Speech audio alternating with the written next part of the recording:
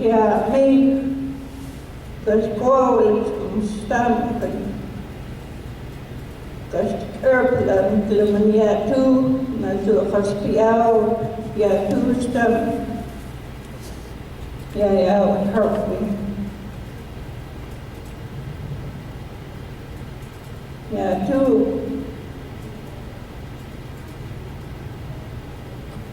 Eiffelst stammen kas koolun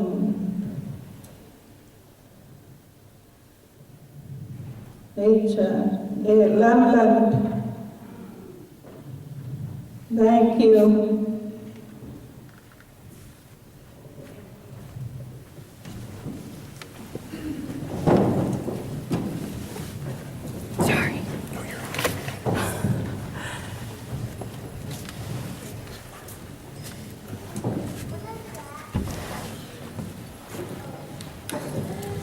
Thank you for those words, Pauline. As I stated earlier, I realize we'll probably have a lot more people coming in as the hours wear on, but we do have a full agenda, and there's a lot of information we want to share today, so we need to get on with the agenda, which I think we're already behind. So, good morning, everyone. Michael Finley, I'm elected from the Inchlim District. I presently serve as chairman of the Colorado Business Council. We have our other elected officials here. I think the only one we're missing so far is Andy and Ricky, which I assume will be coming along shortly. We do have the committee readouts that will be here, or at least the committee reports rather, that'll be next on the agenda after I offer a few opening remarks on kind of where we're at right now and where we hope to go. So, as many of you have probably seen a few days ago, the Colorado Tribal Court read a decision on the $193 million. There is a separation of powers that's clearly distinct in the Constitution. We believe that the decision was the right one to make, given the separation of powers. I realize there'll probably be questions about that later. Our position has remained firm to sticking with the Quam plan. I know there are a number of people that believe that we rescinded that. That was not the case. What was rescinded was the amount of money that was set aside for a new administration building, and that was reallocated back to the sustainable fund, and it was clearly identified in the new resolution that was passed, how we're going to arrive at that decision and how that project's going to move forward. So we'll be looking for developments on that in the coming months. As you know, we lost our administration building, which was a huge blow for us. Although we had planned to build a new building, we didn't anticipate it happening the way that it did. And there were a lot of documents that were lost, a lot of memorabilia, old photos, the old accumulation of stuff that the old council received over the years that was in a room upstairs, personal items that council had brought in. So the losses are you can't put a price on them. But we're moving ahead. We realize that we need to be a short-term tenant in the new tribal court building. We did it with heavy hearts. We had nowhere else to go. We realized that our tribal court needs to operate. They've outgrown their present building years ago, as did we. So we need to tread ahead and move forward. We plan on doing that. We plan on pulling a loan out for the new admin building so the Quam monies can remain getting interest. And we'll get a full report on that later from the administration. They'll show where the monies have gone. They have gone to a T on what was outlined in the Quam resolution when it was passed per the plan. There were a lot of exciting things we were able to do with the land purchase part of that, namely being able to address some of the backlog of the elders' lands that we've been trying to sell to the tribe for a number of years. And some of them have been on there since the 1990s, so that was pretty exciting that we were able to finally get them some money. And for us, it's high importance for a number of reasons, but more importantly, to get the money to them, but secondly, to avoid fractionation. There are a lot of tribes across the nation that are dealing with heavily fractionated lands. Those lands, in turn, when they're heavily fractionated, are hard to manage, difficult to manage, not just for the tribe, but more importantly for the BIA. And as many of you know, the Cobell settlement that was announced had a large portion set aside to deal with that problem. $1.9 billion to deal with land purchase. And Colville has been slated to receive a large chunk of that. They're not at Colville yet, but we're doing all the things that we need to do to get prepared for that. So when the time comes, we'll be ready, and we'll be ready to buy land back almost immediately. And so we're pretty excited about that. We're just hoping that it'll happen sooner than later. One of the other things we're able to do is buy back more interest in the Moses Allotment 8, which is MA8, known as Mill Bay Casino. The tribe previously owned about 18% of that. We're up to 33% now, which is a huge victory for us because it's more money that comes back to the tribe over the course of years that we do gaming activities on there or any other business ventures. So the other portion that will be covered later, the corporation will talk about their financials, where they're at, some of the projects they've done, where they hope to go. They're hoping to rebuild at OMAC. I realize with some that isn't a popular decision with some, but it's a difficult decision that we need to make as leaders to help expand our economies. One of the main problems we had in 08, and that was when I first got on, is we had a huge downturn in the timber market. They call it the housing starts, which in turn has a direct impact on our stumpage, the price that people will pay for your stumpage. And at the time, our mills were too antiquated. They weren't up to par with a lot of the other mills across the nation, because I think over the course of the years, the council, instead of moving to automated line, they wanted to keep the jobs. And so when the prices of timber went down, we couldn't pencil it out to continue to operate at such high overhead costs that we had. So we made a difficult decision of shutting those 2 mills down, as you all know. It pretty much caused our timber market to come to a screeching halt. Us being the second largest timber tribe in the nation, we went from harvesting 17 million board feet down to less than 10 and over a course of 2 or 3 years. And so when you can imagine us relying so heavily on that revenue stream over the years, and just all of a sudden overnight not having it, it really put us in a difficult position. 08, 09, 10, we really truly faced times where we thought we were going to have to cut a lot of jobs, cut a lot of programs, but fortunately we were able to pull it together and keep status quo. And now I'm happy to announce that we're a lot better off now than we've ever been since I've been on. Obviously we're not back to where we were 20 years ago, but we're well on our way. We're diversifying our economy, so when and if the timber market crashes again, we'll be better prepared for it. As you've probably seen, we had a new C-store come up at Keller Falls. It's called Noisy Waters. The advantage of that is we're able to take advantage of our compacts, whether it be cigarette compact or gas compact in the state of Washington, which allows for those tax monies to come back to the Colville tribal economy rather than staying in those economies up there. And that's the way they're used. So 75% of all gasoline sales to non-members per se is now coming back to the Colville tribe, which is good. So we're putting those monies to work here and to help continue our infrastructure build out. And IT is here as well. We've had some wonderful advancements in our IT over the course of the last 4 years. We're hoping to continue to build out. We now have 4G in the Spelum. It's because of the hard work of our IT program and some of the stuff they've been able to do. And we realize we need to take more seriously, and we have been, to action, trying to get better capacities for our first responders. As you all know, we're an extremely large reservation with mountainous terrain, and that poses some problems for radio traffic, for cell phone coverage, etc. So we're trying to build that out so we can help cut back response time when and if we have emergencies or even natural disasters that we experienced here in Keller a few years ago.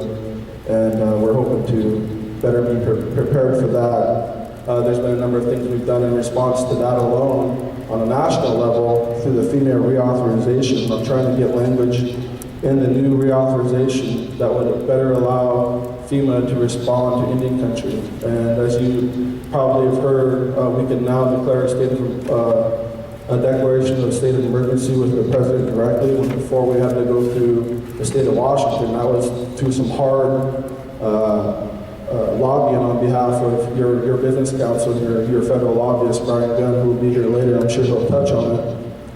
So that's a victory for us, but there are still some things within the FEMA regulations that we need to clean up, and we testified about a month ago on that, and so hopefully it did get a good response. Hopefully we'll get that language in there so it'll help our first responders out when and if we deal with this again. And we all know, being on such a large reservation, we will be faced with something similar again. It's nothing nobody wants or hopes for, but anything we can do as policymakers and as your council to be better prepared for that, to give you the tools to deal with that, I think it'll help us all out in the long run. So obviously the CIPB reopening was a big one. We're trying to get our wood moving again. Unfortunately, with the downturn in the market, we lost a lot of our capacities. A lot of our contractors went under, and a lot of them moved on. Some of them retired. So we're trying to find different ways where we can get up to full capacity again, so we can better move the timber per the agreement that we have with OMAC Wood Products on fulfilling their needs moving forward. And we've worked closely with the governor's office to get a grant through them to offer training there at the mill that would help us build out second and third shifts. And we have talked to them about possibly looking at CIPP in the coming months. So we'll be looking for that. We're trying to get the timber market back up and going again so we can help better diversify our economy for one, but hopefully better serve you as a tribal government. And really that's what it comes down to. There's been some real unfortunate cases that's been happening lately on the reservation through suicides. It's something that we take very seriously here. It hits us all close to home, some of us closer than others. You know, we declared a state of emergency, and we've met with the governor on this issue. Our Andy Joseph and others have been meeting with various folks on the federal level to try to find a better way we can serve people. It's not something that's easy to address by no means, but we're trying our best to get the resources available that we need to better address the problem. We realize it's a problem, and we're trying our best to get it addressed. We've had a number of meetings on just that exclusively to try to come up with a better way that we can do that. And there's a task force that's been working on it too that we identified. We also talked to the governor about reopening the gaming complex. Right now, each tribe is allocated 975 machines, and that was negotiated in the mid-2000s. There's been a number of tribes for a number of years that have been asking for more. And for a lot of years, we never did use our full allocation. We leased out 300 of those machines for a number of years. But because of some of the things that we've done at our present facilities, some of the stuff we've done to allow our gaming industry to expand, we had to take those back and use those. And we're now leasing from another tribe. So we have a total of just under 1,200 devices on all of our casino floors on all 3 sites. And we're now having numbers that we have never seen before. For the last 3 years, we've beaten the record of the previous year. And so that's good news. And we're going to continue to try to expand that because it helps us fund the very services that serve you, as well as it helps our EBITDA and a bunch of other things. That helps, it opens up a lot of opportunities for us.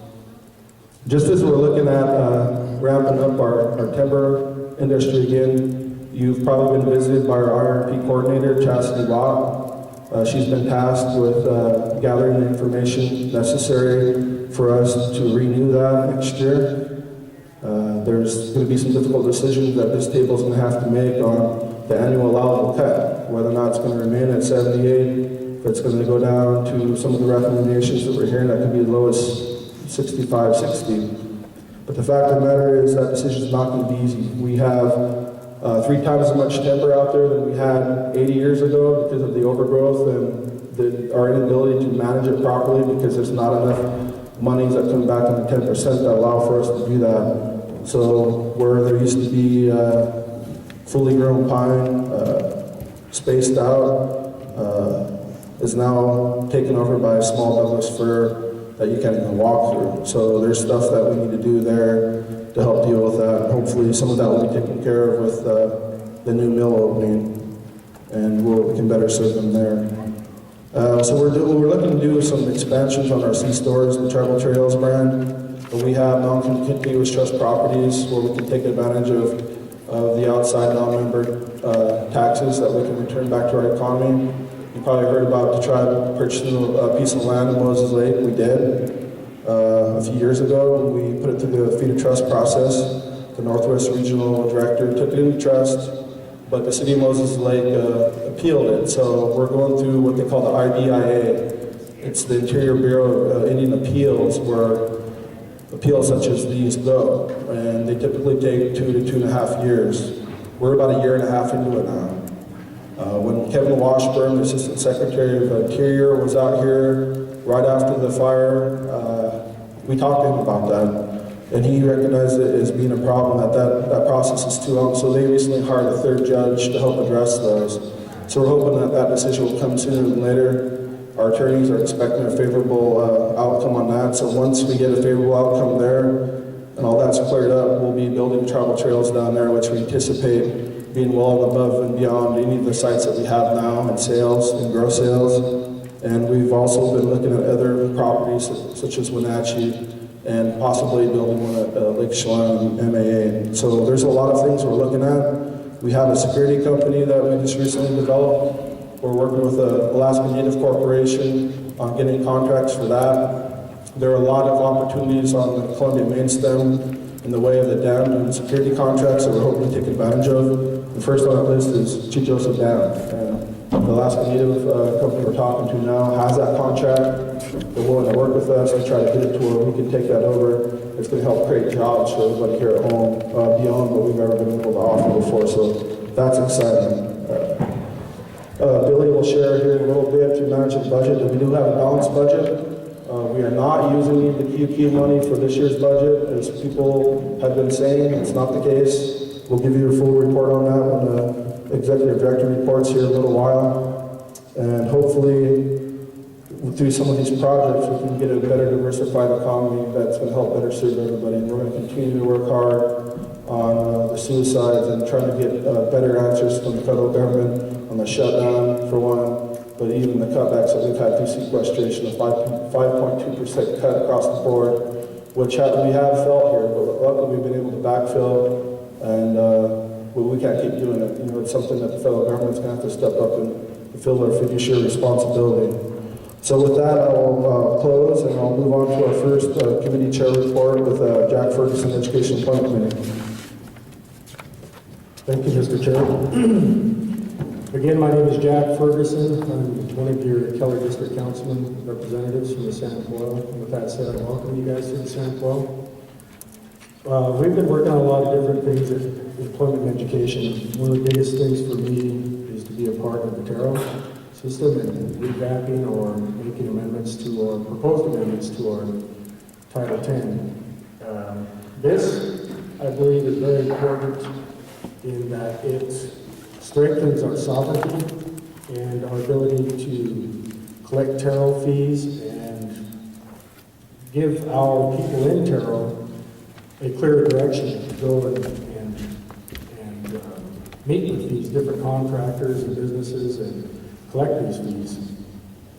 And that is a very important part of our system, and the fact that it funds a lot of different programs in training, in TARO, and employment and training, and higher ed, to strengthen our workforce. And with some of the things that Mike had said, we need this now with some of the projects and opening up the mill and making our people employable. You know, it's an uphill battle, you know, a lot of times to get our people employed with some of these different organizations that come in and build or whatnot on the reservation. I'd like to throw out, we have Nancy Johnson. She's the vice chair, and she has a real strong background in early childhood development. She's been a great asset to work with on this council, not only in employment and training. Benny Marchand Jr. as a vice chair, and he has been a big part of this TARO movement that we got. I mean, not to say that the council as a whole isn't for TARO, but Benny plays a big part in that. He's he's for the membership and employment and all those factors. And with that said, we also have Lynn Palmentier Holder, who's a part of the National Indian Education Association. She had just presented House Bill 1134 to the Centennial Court last week, I believe, and I haven't got much information out of that yet, and you can direct your questions to her on where we're at and things like that later in the Q&A. But with the reporting on where our funding sources are and where a lot of our training plans are at within Terrell, HR, and employment training, I think our ED or his programs will probably hit on that, or you can question them for that. Just to say that we are working on amendments to Terrell and all that to enable these guys, our departments, to enforce our policies and whatnot. But with that said, I'd like to turn it over to our next committee chair, Joe Sondo. Thank you.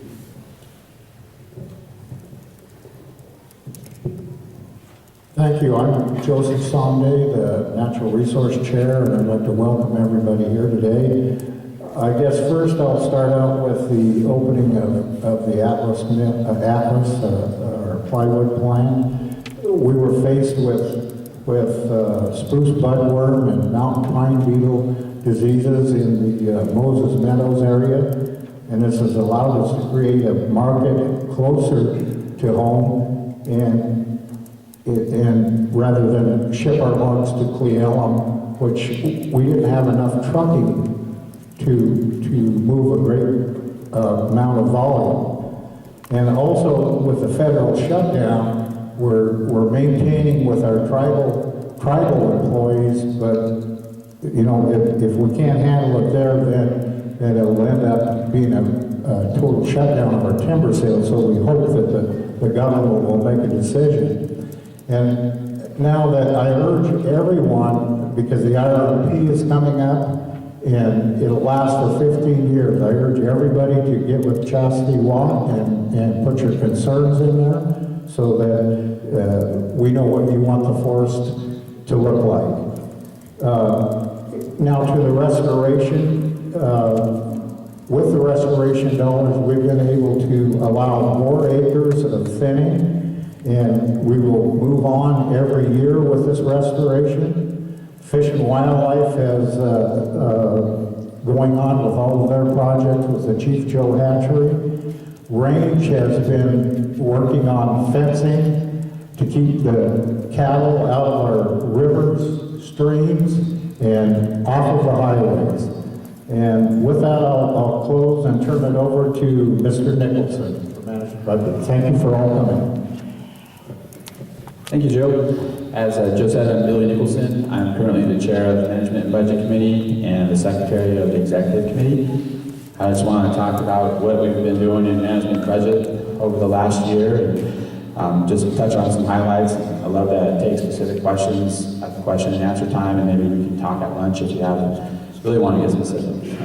I'd like to start off, Michael mentioned we did have a balanced budget that passed before October 1.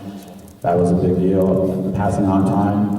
I think Joe mentioned some of the issues that come up when you don't have a balanced budget and you have something that you have to do, even a continuing resolution that leads to some uncertainty within the tribal government. So I'm glad that we avoided that. I'm glad that we have stability for our government and we can move forward and on to other projects that our government needs to do.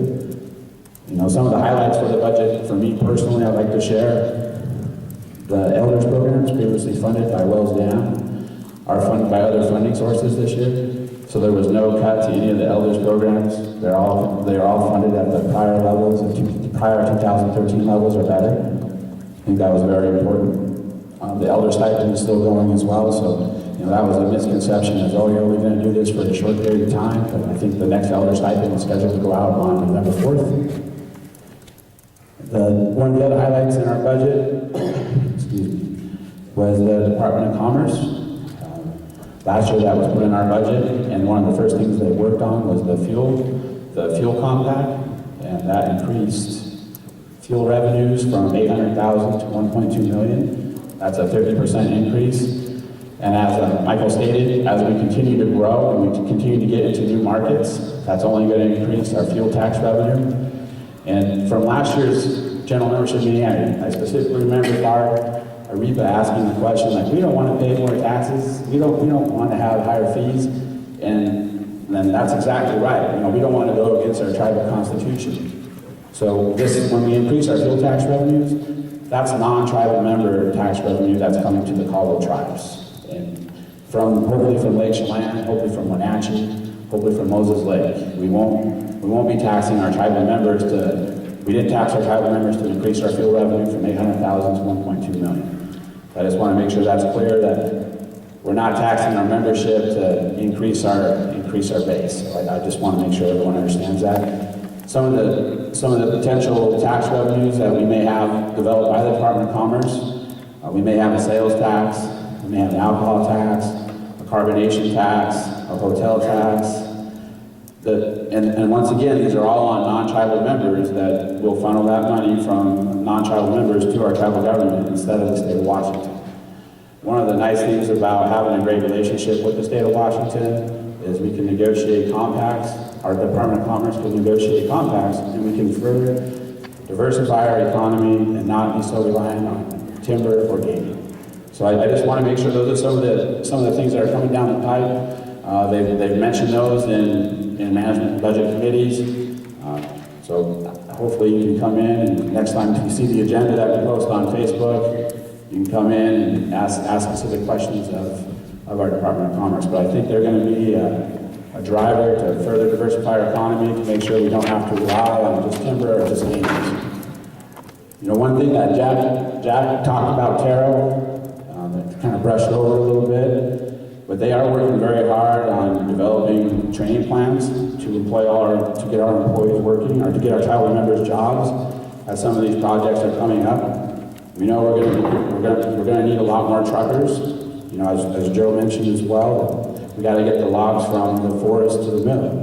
You know, they have Taro's working on a plan to have the trucking plan in place. We're going to have a fuel distribution company in the works. Taro has to help. The more tribal members they can get trained up, the easier it will be for them to go transition right from the training right onto our existing jobs. So that's a great thing that we have in the budget, and hopefully we can execute that and get that ready to go before the jobs are available. You know, one of the things that we did in our budget, that we did put aside in our budget, is we set aside money to put into a permanent fund or a generations fund that is a true savings account. It's like a 401k that we don't get a touch unless there's a true emergency. And that's something that I've heard many people say, well, when I was a long time ago, we had so much in reserves, we had so much here, and really that wasn't necessarily a reserve account that you couldn't touch. It was more like a savings account that you could go in there at any time if you wanted to. But this fund here is a little bit more restrictive. What this council did the last year is we put $1 per carton of cigarettes, 2 cents per gallon of fuel, $5 per thousand of stumpage, and 2% of our net gaming. And we set that aside to slowly build this permanent fund with the end goal of $10 million. And after we get to $10 million, we'll see if we want to go a little higher than that. But that's something that, it's fiscal responsibility at its best. That's something our council did, that we believe that we want to make sure that we leave this place better than we found it, and I think having money in the bank is always a good thing. And that's something that we set aside in our last budget. We did pass an investment policy statement this last year that's allowing us to invest our money following guidelines that earns more money than the overnight account. It's allowing us to get more money in our budget, to provide more services, and hopefully we could, at some point, we may be able to look at that as a strong revenue stream to further diversify our tribal government.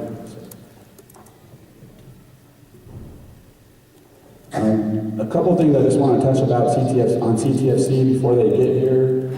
Some of the misconceptions some of my tribal members said, you better talk about that, how much debt they currently have. And at this time, they have $28 million in debt, not $150 million or not some huge dollar amount. And that debt was a lot higher at one point, and they've never missed a payment, and they've worked very hard to get that debt down to where it is. And they actually have the ability to go much higher if needed. And Micah mentioned that decision is probably going to be coming in front of the full business council, because the business council has to approve any lending that our corporation may do. So just want to make sure everyone knows that we only have 28 million in debt. And the Caldwell Tribes is relatively debt-free, and I'm sure our comptroller or executive director will talk on that as well.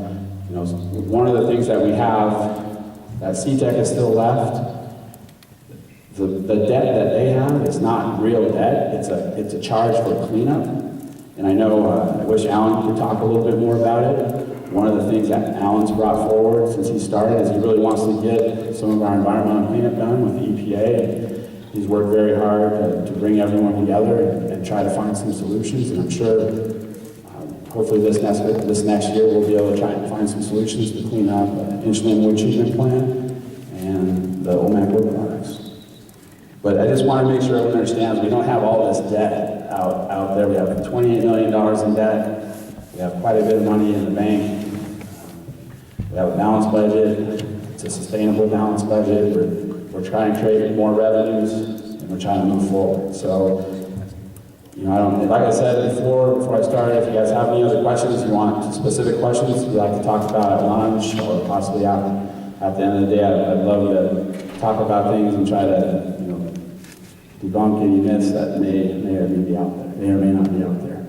And I think next is Annie.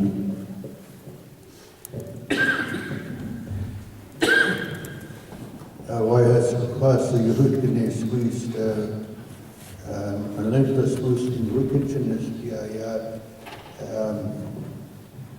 good morning. It's Badger in our language. Really makes my heart happy to see each and every one of you here today. I chair our Veterans Committee and and the Health Committee, so what I'll do is I'll try to be brief. Our Veterans Committee has been working.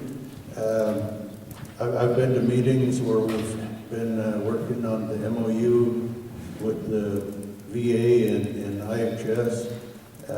Right now, because we're a federal service unit, the first demonstration project site in the Portland area was Warm Springs, and the next sites that are coming up will be, the direct services tribes. What that does is that will allow our veterans to be seen at our own facility, and the IHS will be able to bill the VA for that service. That will save our IHS, a lot of money in providing services, because they'll bill directly to the VA. Our programs, like the mental health and alcohol, different programs, also have that ability to do that same service. In order to be able to bill, they have to be an accredited program. So, it's our task for our health programs to become, accredited so that they can actually bill for the same service. Our veterans program manager position is open, and we got directions from the post that our veterans want to see that position be filled by a veteran, and they're asking the veteran's preference to be adhered to on filling that position. We have our honor guard is, and different veterans have been able to travel to different meetings where they do different veteran, outreach, and one of the meetings took place over in Coeur Lane, and our tribe actually co-sponsored that. I think the next one will be down in Clearwater, probably. The Lapway and the Spurs are going to be hosting that, but we co-hosted the one in Coeur Lane. About 3 or so weeks ago, there was a big meeting in Spokane that was honoring veterans also, and we're in the restructuring of our tribe. We've asked, and the executive director is working on putting our veterans program directly under his elevating them to the level where they're kind of a program under the executive director. And to me, I think that will give our veterans program a lot more attention, and they'll be able to serve more of our needs of our veterans. There's a lot of issues, when we do our honor guard services. It's been brought up, we've been asking for new and safe equipment to deal with. I've been part of the honor guard where sometimes the rifles don't always go off. And, that is no way to really honor our veterans. We need to have equipment that works, and so that's one of our goals for our veterans program. We have a lot of veterans that are coming home with similar problems that our Vietnam veterans have to deal with. Some of our veterans are suicidal. Some of them are having really tough times as they come home. So we need to make sure that our veterans are looked at and worked on. I'm hoping that when we get our new director, that they'll be bringing more things to the table on the needs for all of our veterans. Our Ladies Auxiliary also is a big part of our veterans, and I'm hoping that we can fulfill their needs also, because they do so much for us. And it's really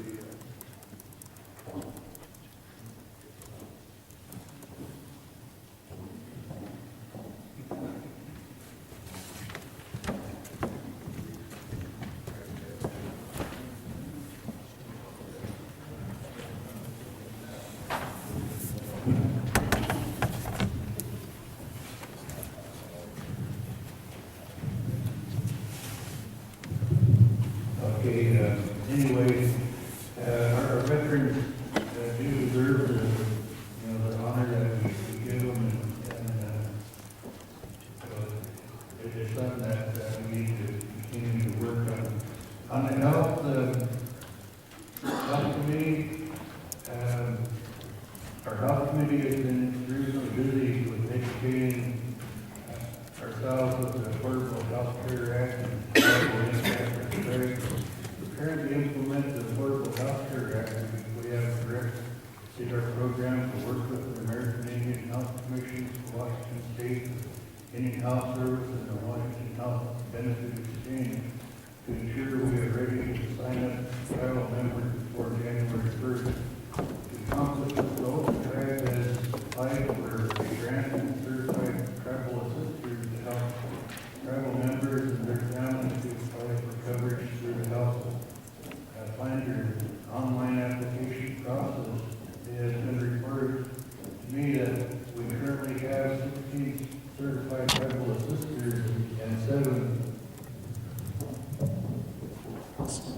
We have 7 who have particularly completed the certification process. For more information, please contact Whale Orr.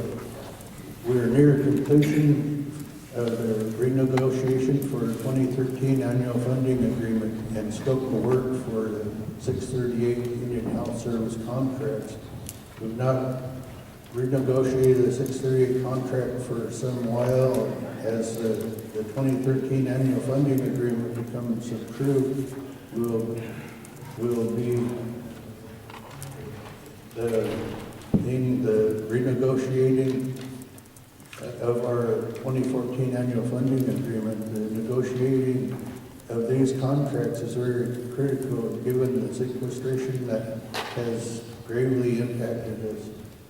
Given the rash of suicides we've declared a state of emergency for the tribe. The Indian Health Service has responded by working with our tribal services director and tribal health programs. A directive has been given to the services director and tribal health to activate a suicide coalition and present a plan. Most recently, the coalition has presented a request to implement a Life is a Sacred Prayer Day for suicide prevention. This has been approved by council and will be recognized on Friday the 1st. Each of the 4 districts will plan their own community, in their own community. If you'd like to be involved and or have input, please contact the National Helpers located in a tribal health program. The next Suicide Coalition meeting is October 15th from 11 to 1. In concert with the Suicide Coalition work, we have heard from a young adult group who are volunteering their time to mobilize themselves into a grassroots outreach to young people who may be thinking of suicide and need help recovering from drugs and or alcohol. At present, they have provided talking circles in various communities. We are currently working to see how we can support their efforts in outreach to young people. In our effort to reduce health disparities amongst our people, we have appointed a health coalition to develop a work plan and a compound health plan. The coalition is made up of tribal health programs, Lake Roosevelt Health, Community Health Center, the Indian Health Service, the community members. As part of this work, they contracted with the PARC resources to develop a health needs assessment. These needs assessments is what you are being asked to fill out today. If you want to participate in the health coalition, please contact Vicki Digital and she will include you on the notification of the meetings. As a representative to the Northwest Portland Area Indian Health Board, as a delegate, I also serve as the chair of the Northwest Portland Area Indian Health Board. It's the 43 tribes of Washington, Idaho, and Oregon. And there we worked on the Affordable Health Care Act. Part of what we're dealing with on the national level is there's a hardship waiver for the ITCU eligible who are not enrolled tribal members. So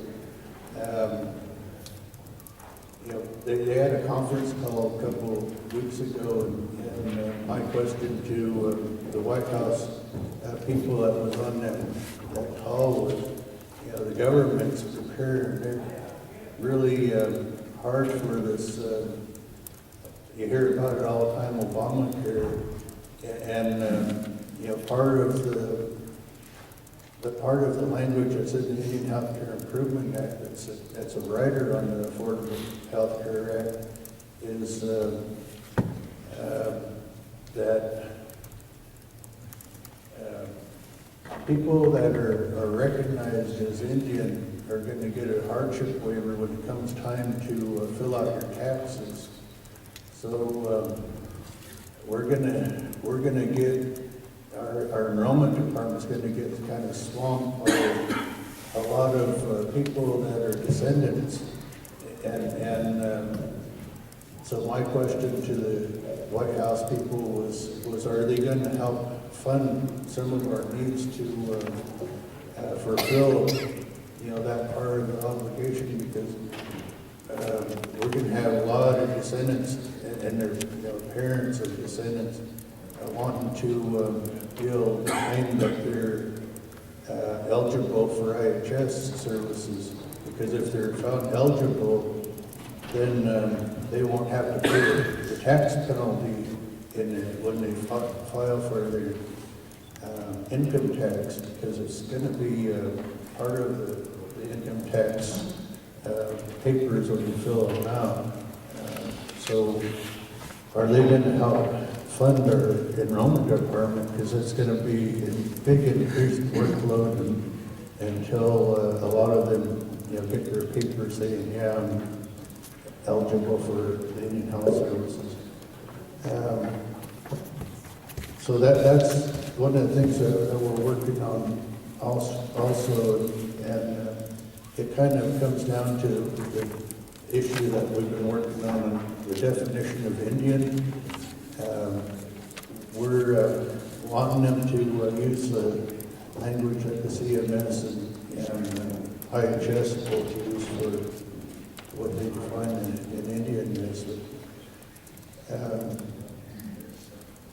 Another issue that we've been working on is Medicaid expansion, and part of our lobbying efforts, in the Northwest Portland Indian Health Board, we're working, always working to exempt our tribes and IHS from the sequestration. Right now, they're in a federal shutdown, and our clinics are still operating. The hard thing is they're being asked to operate without any getting paid. We have members in Congress that are working on doing. We have like Senator Cantwell, along with Senator Bingham and Murkowski are leading the charge, and on trying to make sure that our tribes and IHS are not going to be impacted. According to, I guess a couple of years ago, or back when the Grand Redmond bill happened, IHS was exempt from that same kind of a cut. So we're working on language to do that same thing to not be cut from all of the sequestration cuts that are happening. Last year it took a big hit to all of our IHS funded programs. So we're working to lobby really hard to exempt us from those types of cuts. I could go on and on. Another big issue that we lobby for is our special diabetes for Indians program, and they've been able to continue doing the work that they're doing because we've been lucky enough to keep them funded throughout the years. It's a program that's a good example of prevention. A lot of our people here found out that they were diabetics because they got that special attention and were tested. And myself, I found out I was, in a pre-diabetic stage, so that let me know I had to change my diet. And some of our people that find out at an early stage, they might prevent themselves from amputations or having to go into, the dialysis all the time. That saves the government a lot of money, so we've been lobbying to keep our special diabetes for Indians program funded. Our tribe is one of the lucky tribes that got the special grant, so we're really fortunate. We have, I guess, to end on a good thing, we have a program called the Turtles, the Special Diabetes for Indians through Peggy Cleveland. She started a walking program, and they call them, this group calls themselves the Turtles, and we were in competition in Spelem against Chilam, and anyway, our tribe has racked up a lot of miles in walking extra mile to try to prevent diabetes. So our gaming manager is okay in our program to walk these miles also, and they're willing to pay in $1 per mile. So this money is going to go towards cancer patients and their needs. So if you're interested in helping our cancer patients, you really need to go to see Peggy. They'll give you the pedometer, and they'll tally up every mile that you walk, and you report it in, and that will money will go to a program that will help our cancer patients with their needs, and I guess there'll be different things, when you have to deal with cancer, you have to go in and do the radiation or chemo or these other things. A lot of times those patients put off aside their own bills, to get that care. Well, some of this funding might be able to help them in this time of need. I guess Nancy's my advice on health. She works with the state issues, and the state has an exchange program